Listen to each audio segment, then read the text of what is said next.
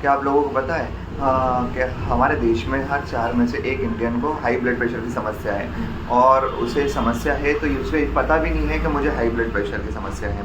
तो आज हम इसी बारे में बात करेंगे, high blood pressure silent killer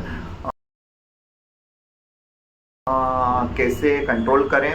हमारे शरीर में ऐसी क्या क्या सिम्टम्स आते हैं जिससे हमें पता चले कि हाई ब्लड प्रेशर है, और हम घर पे इसे कैसे मैनेज कर सकते हैं।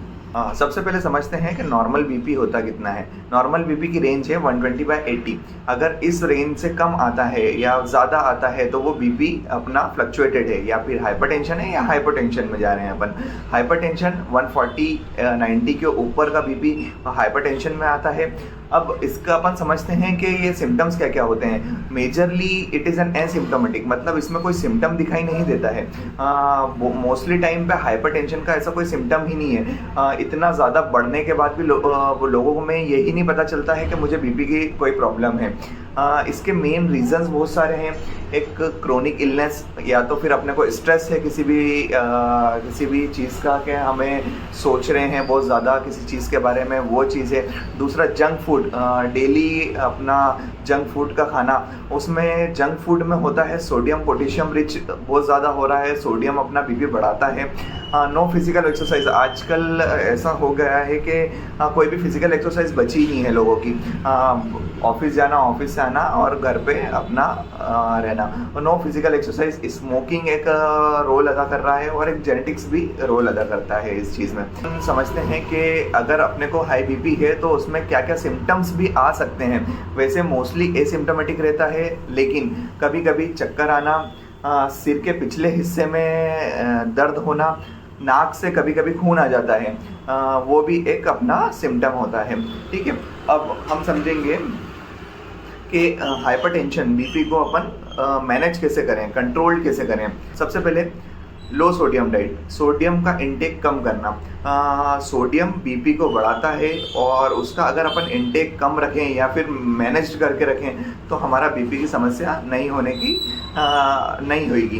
दूसरा exercise is must for hypertensive patient.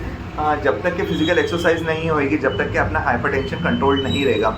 या dash diet, DASH dash diet भी अपने को अपनाना चाहिए हाइपरटेंशन के लिए। अगर किसी पेशेंट को बीपी की समस्या है और उनको मेडिसिन स्टार्ट हो गई है, कोई भी हाइपरटेंसिव ड्रग चालू हो गया है, तो मोस्टली जो भी मेडिसिन है वो आपको रेगुलर खानी है, आपको रेगुलर चेकअप करवाना है बीपी का। अगर आपको बीपी की समस्या डायग्नोज हो गई है, या फिर अपने को पता चल गया है कि मुझे बीपी बढ़ता है या फिर घटता है, तो फिर हमें रोज़ हमेशा बीपी की गोली टैबलेट टाइम पे लेना है। दूसरा, आपके पास स्फिग्नोमेनोमीटर या फिर मैनुअल मैनोमीटर, डिजिटल स्फिग्नोमेनोमीटर जो भी आता है, बीपी इंस्ट्रूमेंट अपने पास होना चाहिए। ठीक है, अगर अपने को बीपी बढ़ जाता है तो ऐसी सिचुएशन में हमें आगे क्या करना चाहिए। अगर अपने को पहली बार में ही बीपी पता चला कि अपना 200 के आसपास है, सबसे पहले अपने को एडवाइस होता है कि एडमिशन करवाया जाए। एडमिशन अगर इंसान करवा लेता है तो उसके बाद अपने को क्या क्या करना चाहिए। एक 2D इको करना चाहिए, अपने को हार्ट की कंडीशन देखनी चाहिए। दूसरा, अपने को किडनी की कंडीशन देखनी चाहिए, क्योंकि बीपी की केस में किडनी भी बहुत टाइम पे कॉम्प्रोमाइज़ होती है, तो दोनों चीज़ें अपने को देखना चाहिए। मिलते हैं नेक्स्ट वीडियो में कोई अच्छे टॉपिक के साथ। आप बताइएगा आपको कौन सा टॉपिक समझना है।